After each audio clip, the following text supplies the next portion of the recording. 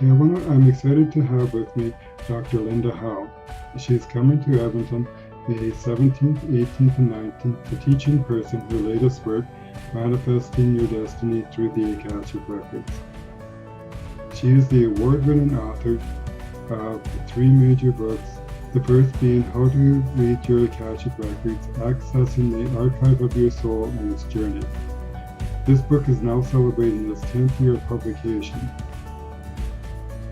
Dr. Linda Howe has been teaching people how to access their Akashic Records for the past 23 years, and is now her teaching has spread all over the world. She is the first person to receive her doctorateship in the Akashic Studies.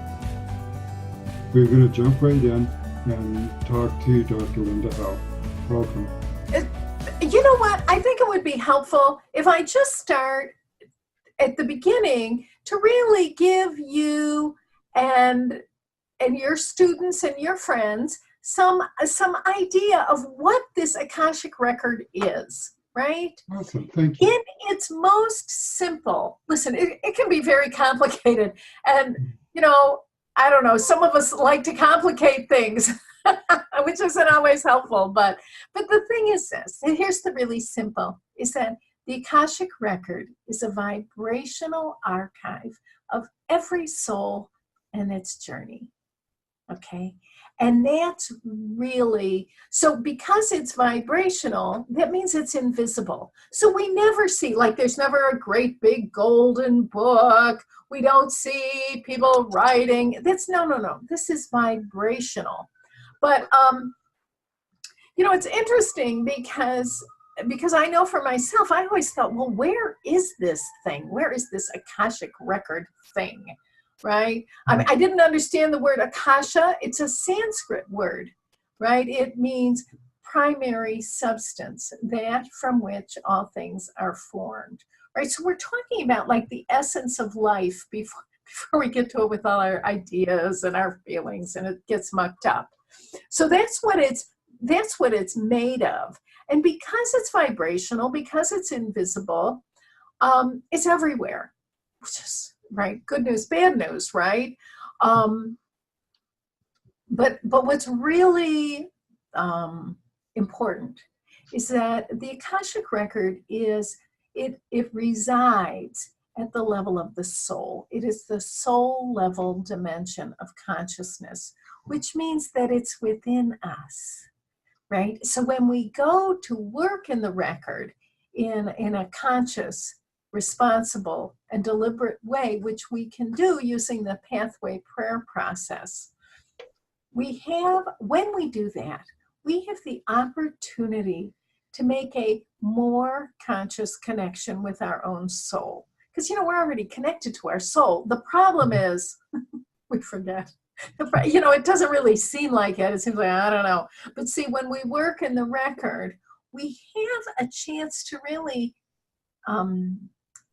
tap into, to connect with, to interact with the wisdom and the riches and the treasures, those invisible treasures of learning and growing and understanding ourselves and other people, right? All of that is within us. And when we open our record, we have a chance to really like let all that fabulous stuff come to our attention, and then we can use it, right? That sense of being completely known and loved makes living our human life 1,000 times easier, right? It takes a lot of the pressure off. We get to have a dynamic, co-creative partnership with this dimension. It's a spiritual dimension, right? It's not superstitious, and it's really pretty lousy for fortune telling, but it's spiritual. So the sense of it is it's a dimension of unconditional love, kindness, respect. You know, the record is governed by 3 absolutes. And those absolutes are fear not, judge not, and resist not. And what's important about that is those three together, like they safeguard the environment. So when we go into our record, we don't have to worry. There's no ridicule, nobody, it's not like there's some spiritual creature that's gonna be, or some invisible, I shouldn't say spiritual, some invisible creature that's gonna be making fun of us or telling us that we're knuckleheads. There's none of that. It's a very, it's like a sanctuary, right? It's a safe space from within which we can really take a look and see who we are. It's safer to be honest about, whatever's going on with us. It's safer to be honest. It's safer to see and know the truth when we know that nobody's going to give us any grief for being imperfect human beings. This is what I like about the record, right? Awesome. So, yeah. Okay. So you have the 3 award-winning books.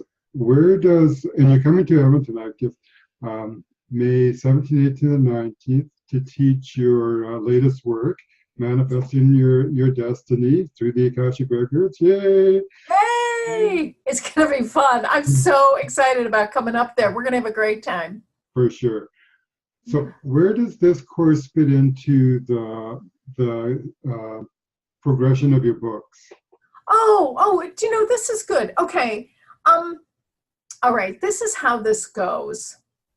The first book, it's the 10-year anniversary of my first book, which is How to Read the Akashic Record, right? Accessing the archive of the soul and its journey. Now, that's interesting because that is, it's about the method. It's about learning what the record is, how it works, what you can expect, what you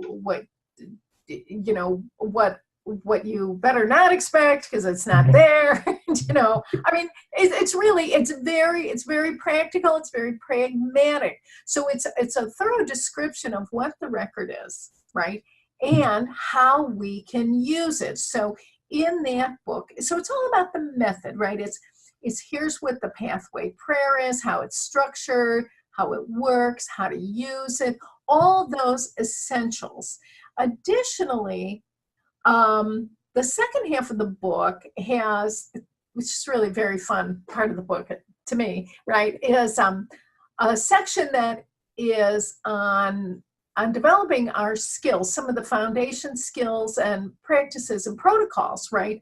And so we have energy healing in the records, reconciling past lives, and of course we have the ever popular freedom from limiting ancestral patterns, which is like I love that topic. It's just so rich and wonderful and sometimes a little stormy. Anyway, so the first book actually covers the first 2 classes, practitioner certification and advanced practitioner. All right. But it's really, because it really takes time to understand what the record is, how you can use it, and all of that falls in the category of the first book of the method. Yeah. So then the next book, which is Healing Through the Akashic Records, right? Using the power of our sacred wounds to discover our soul's perfection. Now, this book corresponds to the 3rd class in the series, which is Healing Through the Akashic Records. And this is so interesting because in this work, it's really about personal healing, okay? Because many of us are inspired to do work. We want to serve others. We want to make the world a better place. But if we're all tied up in knots, suffering over something we did when we were 25, we're not going to be operating at full steam. And so what's really interesting in this piece of the work, which I think is like central, is that this is where we learn how to transform our relationship with wounding life experiences, which everybody has. And that's part of why we come to this planet, right? Mm-hmm. And really we begin to apply, or, I guess it's apply the spiritual practice of unconditional self-love. And that is really the opportunity to see and know ourselves as we are seen and known by the divine reality, and really to treat ourselves that way with like that infinite kindness and respect. The ideas in the second book, the healing book, there are a couple of assumptions. One of the first assumptions is that everyone is always making decisions, selections, and taking actions that they believe will expand their personal experience of being loved and safe. Okay. And that's really, which is, to me, that's it's a strong and precious idea that has been incredibly helpful to me personally, and to many others as well. So the second book really is about, it's about healing. It's about learning how to love and accept ourselves, even though, on one hand, we are all infinite, eternal, immortal. And on the other hand, we're finite, right? We're mere mortals. And there's nothing wrong there. And so, but the challenge is, how do I love myself even though this is true? Now, once we have a little footing in that, we also do some work with the Ascension Matrix, learning how to empower ourselves to rise above some of the hardships of life and to really live from a higher altitude of awareness. Very exciting. Mm-hmm. So I know in my own work, okay, so these are the first two books. The third book then is this Discover Your Soul's Path through the records, right? Taking your life from ordinary to extraordinary. This is a fascinating book to me, of course, mm-hmm. because it's all about, so here's the thing, in my own life, okay, I got the method, I think that's good. And then it's time for some personal healing. So at this point in the process, I'm reasonably healed, not perfect, but healed, mm-hmm. right? And the question is, I go out into the world and I find out, I don't know how to handle it, right? The question is, how do I maintain my spiritual awareness while I am engaged in a world that's really imperfect, right? And that's what Soul's Path addresses. How do we do that? And through the guidance that I received in my own records, that's actually what the book is about. And finally, so that's our fourth class, third book, fourth class. And now I'm finishing up my fourth book, which is Manifesting, right? Manifesting through the records. And that's what I'm bringing to Edmonton. Yay! Mm-hmm. So it's exciting because it's very exciting. Because, manifesting from a record standpoint is, I want to say it's not as magical as I wanted it to be. I was hoping I would go into the records and I would say, I want a new car, and they would say, here it is. It doesn't go like that. No abracadabras. No, none of this abracadabra stuff. None of this, whatever. It's so funny. So working in the record, identifying our soul's purposes, right? Because the truth is, it's not just one purpose, right? Nobody comes with just, the people who have a short list aren't coming to the class, mm-hmm. right? It's the rest of us who have these, like, how could it be that I have all these purposes, right? But we look at, what are we really talking about here, right? The soul is spiritual. So we're talking about, and spiritual has to do with love. So what we're really talking about in this class is, how do I, as a unique individual, become aware of the unique ways for me to experience the infinite love within, to express that love within, and to enjoy it, right? And so that's really what we're doing here. We want to ignite our awareness of what it is. Kevin, there are some things I do that, even though, I mean, they seem so trivial, right? Like I like to bake. And if I'm doing a loaf of bread, that thrills me. Okay. It's a way that I experience love, right? I experience, and then I share it with people, and it's a chance to express and enjoy. So, and we all have these things. And it's also fascinating that many of us, I mean, myself included, right, walk around for decades with these ideas. Gosh, someday I'd like to do this. And why is it after all these years, I still want to do this Akashic record thing? I'm still writing books. It's fascinating to me. But and we have many parts of our purposes that are very easy for us to express, and other parts it's like, oh, we just can't seem to do it.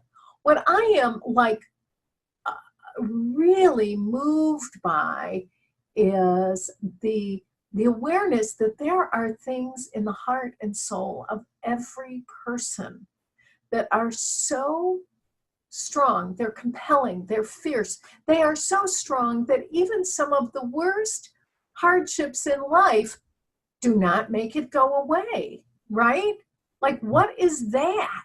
I mean, so we look at that, like, what is the power of the heartfelt dreams, the soul's purposes? And then, we all have obstacles, whether they're things, events, sometimes they're people, but the fact is everybody has them. And what's the point of the obstacles? And how do we negotiate with obstacles and not take the obstacles and clobber ourselves with them? See, from an Akashic standpoint, and this blew my mind when I started learning this, from an Akashic standpoint, we only have obstacles and obstructions because they are somehow helping us. Now, I don't always know how, God knows, but just to be able to wait a second, no one intentionally says, I have all these purposes, I'm not going to realize them. Heavens no. But sometimes we're really scared, and for good reason, right? Some of the reasons, and we'll be covering all this in the class. What's really fascinating to me is, certainly in my own case, which I find incredibly interesting, and everybody else's, right, is that it seems sometimes for some of us it's very hard to get started. It's almost like we're afraid to live. Like, I don't know about that, right? It's like, oh, we're tentative, we're timid about it. And so it's hard for us to get started, to get going. And there are others who are very much afraid to finish things. Like, we don't want to complete it. We don't want to fulfill it. We get to a certain point in our dream and we're like, well, I don't know, maybe it's not that important, right? And we set it aside. We pretend we don't care. There are a lot of ways we can do this. And what I learned from working in my records is that, and this is where, and the records are so perfect for this, right? Is that for some of us, we have birth experiences, right? That are traumatic, right? Maybe some of us were born early, some of us were born late, maybe some of us on our way in, terrible things happened in other lifetimes, maybe our mother died. I mean, a lot of bad, the human journey is kind of a line if you think about it. But when we have these traumas, whether they are about our birth and sometimes with our death, right? Sometimes we have deaths that are just like, yow, right? They're horrific, right? And so these traumas get locked inside of us. And we'll be doing some work in the class where we go in and we make peace with, some of those experiences that we carry around as if they're happening now, right? So we want to do that. Now, the good news is, here's the good news. Not everybody has everything going on, right? So it's not like, oh, I've got a terrible birth and a terrible death and I have all these obstacles and I have a blah, blah, blah. No. Every one of us has some little combination of little bit of this, a little bit of that. Maybe we have a, right? So I don't want, so there's really nothing to be afraid of. And what I've found with teaching students so far is that usually everybody says, oh, that makes sense. Oh, no wonder, right? And when we work in the records, we do not re-experience our traumas. We do not re-experience our traumas. We simply become aware of what they were, the choices we made, right? Like maybe it's not such a good idea to be fully alive, or, you know, these kind, I mean, we're just people. We make all kinds of crazy decisions. So we get to see what happened, the decisions we made, and how it's affecting us now. But the most exciting part is we can find out how to have compassion and understanding for ourselves, even though we've had some confusion about things. Mm-hmm. Anyway, so I think those are, so we do a lot of clearing work in the class, because especially with soul's purposes, which is really interesting to me, is that most people, it's like every one of us has within us a collection of gems, right? So we don't have to generate anything. We don't have to make it up. What we have to do is clear away those things that are interfering with our ability to identify those inner treasures and to let ourselves know those truths. And the record is particularly valuable for this because of that infinite kindness and respect. And so we are safe, you know, we're emotionally safe to come and go, to explore our potential and the promises. And the other thing I just want to say, and this has been really helpful for me, is that with these soul's purposes, you know, over the course of our lifetime, they change, right? The purpose might be the same, but the way we can express, like the way I can express myself at 64 is very different than 24, trust me. Mm-hmm. Right? And so we're dealing in real time, like who are we now, right? This may be an undercurrent of truth over the course of the lifetime, but who am I now? And what's the best way to express this? Okay, so I hope that, you know, this is, I think that's pretty good. Do you have questions about this? I think you've covered a lot about, like, really, we're creating room within ourselves to be able to be fully aware of who we are and to be able to walk into the world. Yes. You know, yes. With ease. Yes. And do you know what else I want to say? And this really, you know, I grew up in a tradition of, you know, here in Chicago in the Midwest, traditional Midwestern religion, right? And I had a very, you know, I felt that if I wanted something, that was a bad sign, right? Meant I was off the beam or whatever, you know. But the thing that I've learned in the records is that our deepest desires, my deepest desires, your deepest desires, are exactly what the world needs right now. See, it's not an accident that you and I are here on the planet at this time, really striving to unleash all that love and wisdom that we have within us. There's no accident here. This is all rigged, so to speak, right? Mm-hmm. But it really is true. It's for each and every one of us that which is the deepest desire of our heart is exactly what life needs from us. And so it is a worthy and appropriate course of study. And we'll be doing it over we'll do it over the weekend. We'll start Friday night. We'll get cleared up about some of the mechanics, right? How to work in the records, how that works. And then over the weekend, we're just diving into the deep water of identifying our soul's purposes, clearing away obstructions, and really setting the course for our own future. Cool. It's very exciting. And along the way, through this process, we are enhancing, it's like enhancing and enriching the connection we have, right? It's a co-creative relationship we have with our spiritual, it's like spiritual partnership, right? Within the records. And that is something, the stronger that is, then once the class is over, people can really go forward with that, right? It's like once you make the good connection, boom, you can really move with that, which I think is very exciting. And if you just want to sit and be with it, you could do that too. Everybody doesn't have to jump up and go running out the door, right? And everyone is being led to their best, right? Whatever's best for them. Yeah, thank you. So. Is there prerequisites to the class? No. Well, you have to read, you know what, I'll tell you what, you want to read the book, Discover Your Soul's Path. You really want to read that book. That would be very good.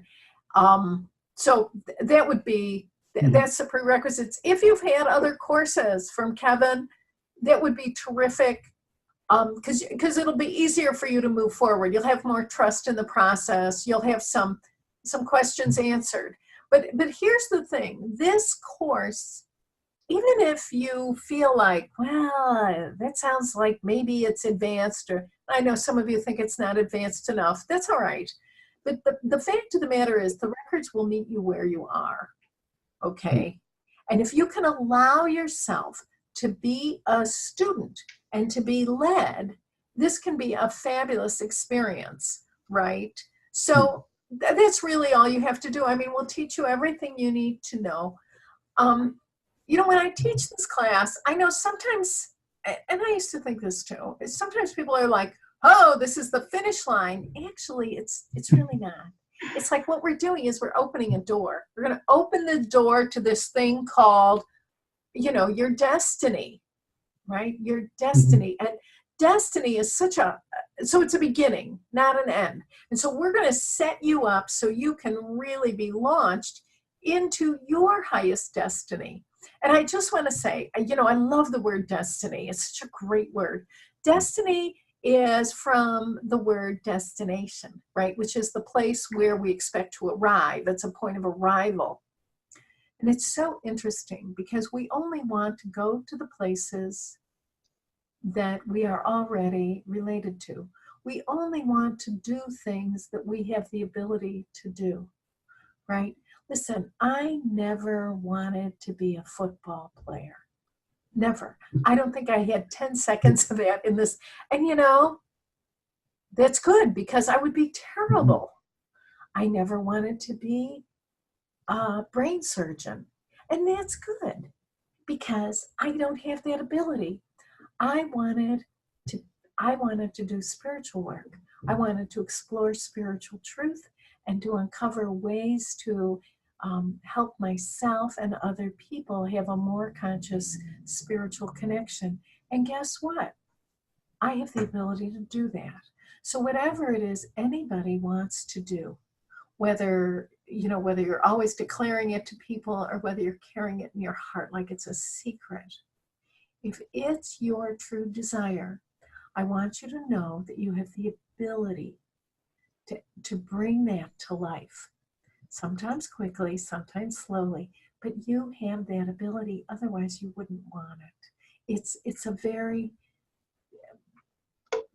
I want to say merciful, but I think it's not the right word. It's a very appreciative universe that we're in. Life really is like, ooh, come on, you can do it. Anyway, so that's what we're going to be doing. It's going to be a wonderful time. Well, thank you so much, Linda, for all your wise words and the beautiful way you say things. I so appreciate you taking the time to really letting us know what's going on and what to expect. Oh, good. Thank you. Good. All right, wonderful. Well, hey, I'll see you, and I'll see all your friends, and we'll meet new friends, right? Sure. Yeah. We're all going to be together in May. It's going to be a great time. Thank you, Kevin. Thank you so much, Linda. Okay. Great to see you.